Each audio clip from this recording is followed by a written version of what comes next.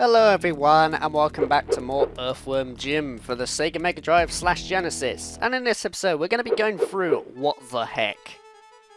No, literally, what the heck. That's like that's what the main title of the stage is called. It's the same though, it's not what the hell.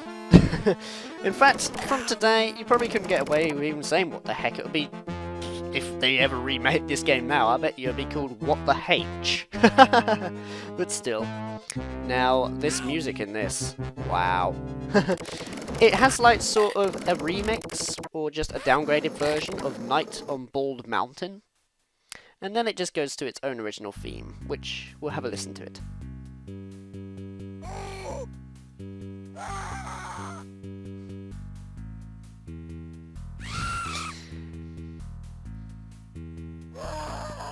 It's quite a nice tune, albeit with the terrifying screams and all, but this is basically what the heck. It's based on Hell, I believe, and sort of a parody of Fantasia or something, I guess, because I mean, if you look at the background, you've got like this giant cat dancing in the background, you know, like the devil in Fantasia and all that.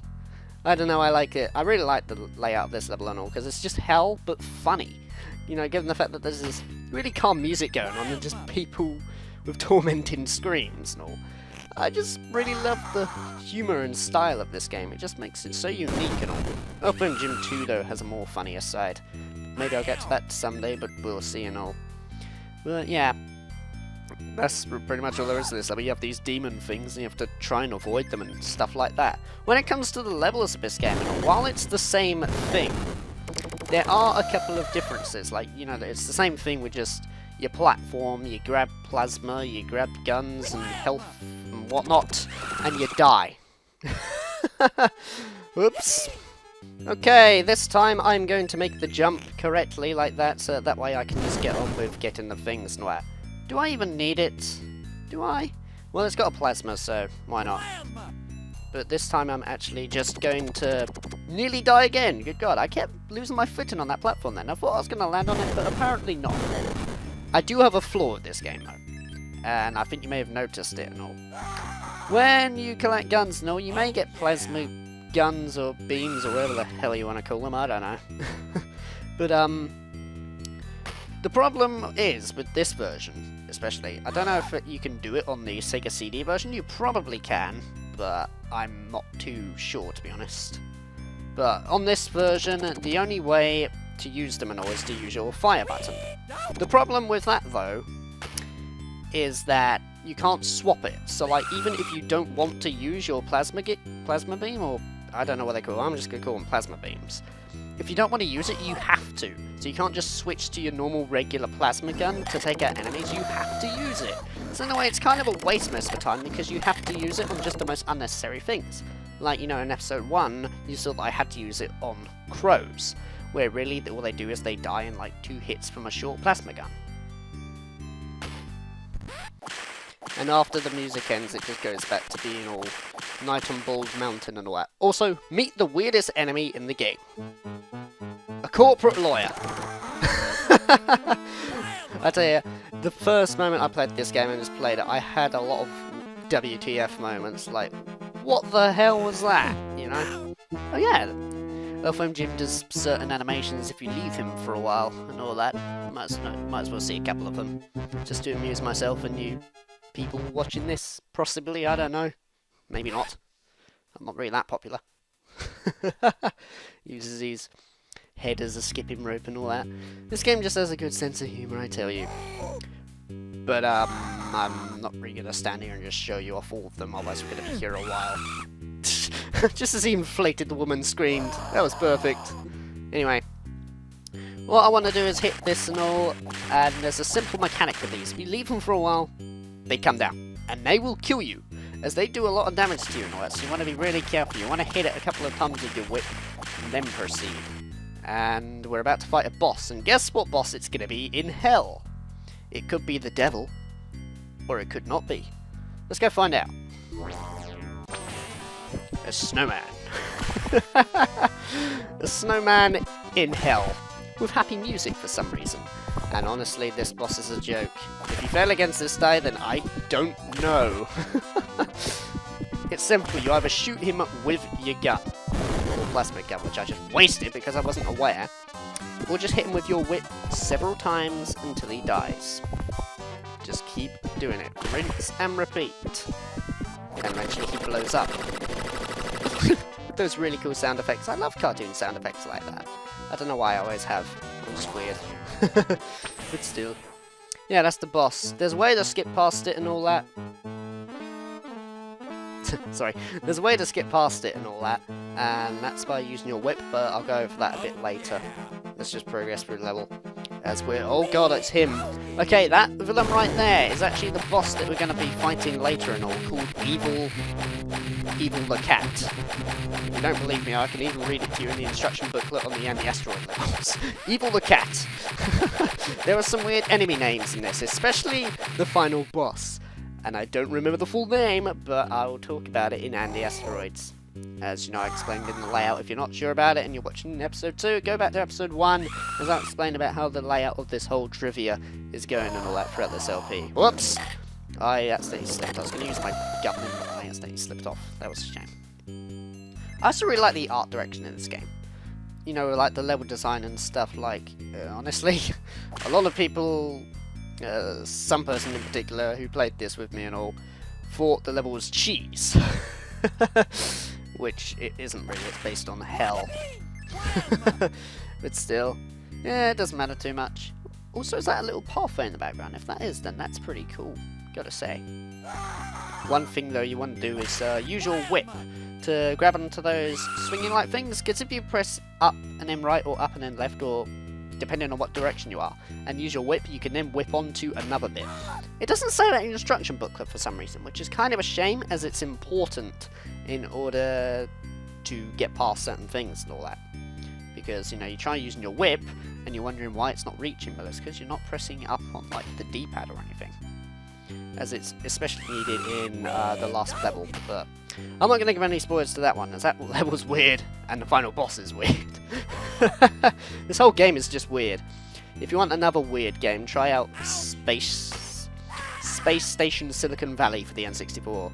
Yeah, the first moment of that game, you're going to think, what the hell am I playing? Much like this game. I don't know why they put the continue there.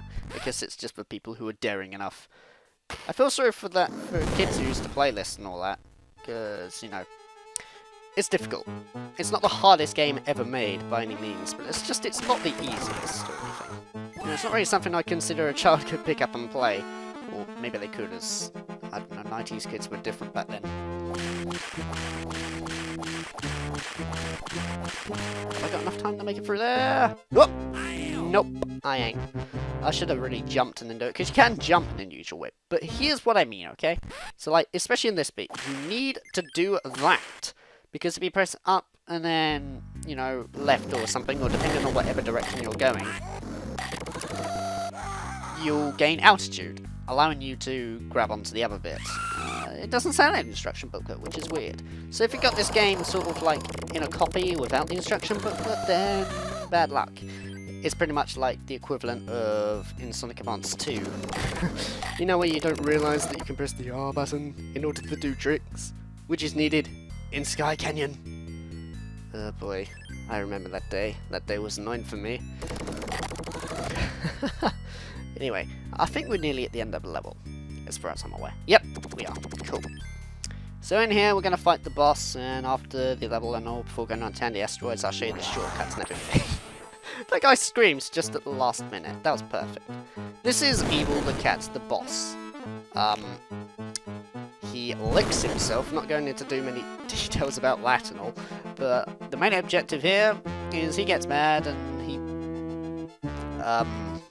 yeah, I was going to say, I thought it froze them for a second. Like, oh, come on, I'm trying to record it. He shoots fire, and you got to avoid it, which causes the thing to melt. And we want to get back to our suit. How he fell out of his suit, I don't even know. It just suddenly happened. I guess teleportation? Maybe it was a paradox. Yeah, that's it. He just went through there, and it caused him to lose his head. It was too much for him. Must have been the radiation. I don't even know, I don't know crap about science.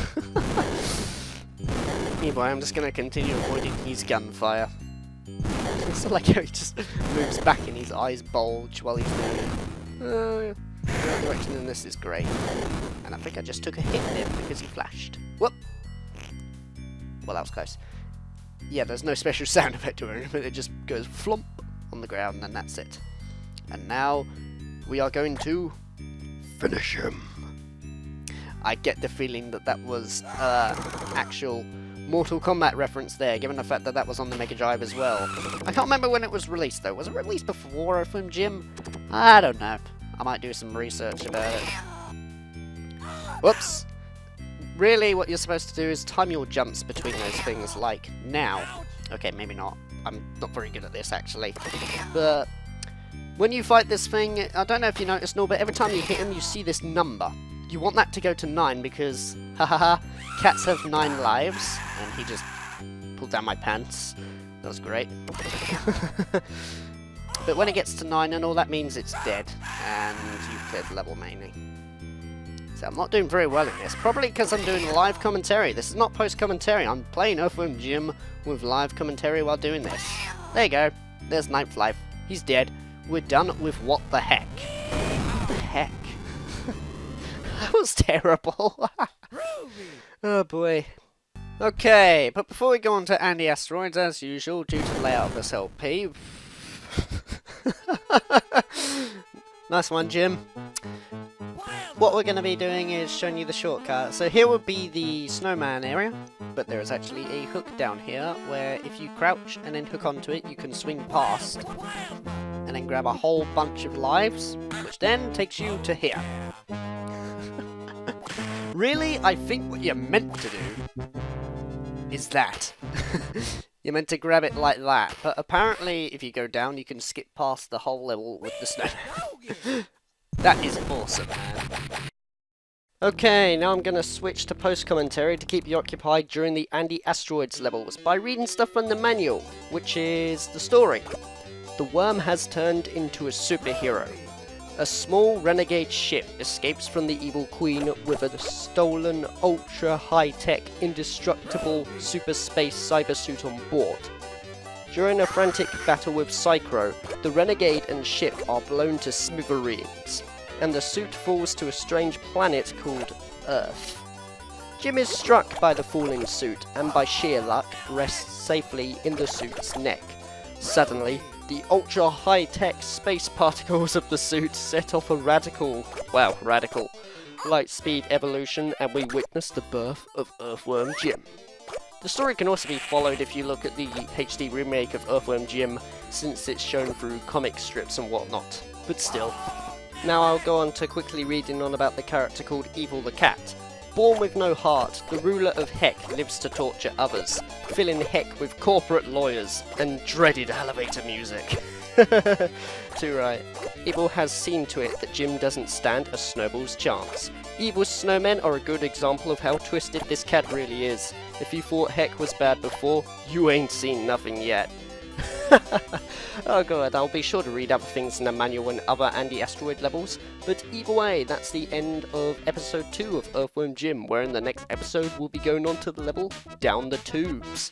See you guys then, and I hope you've enjoyed the episode.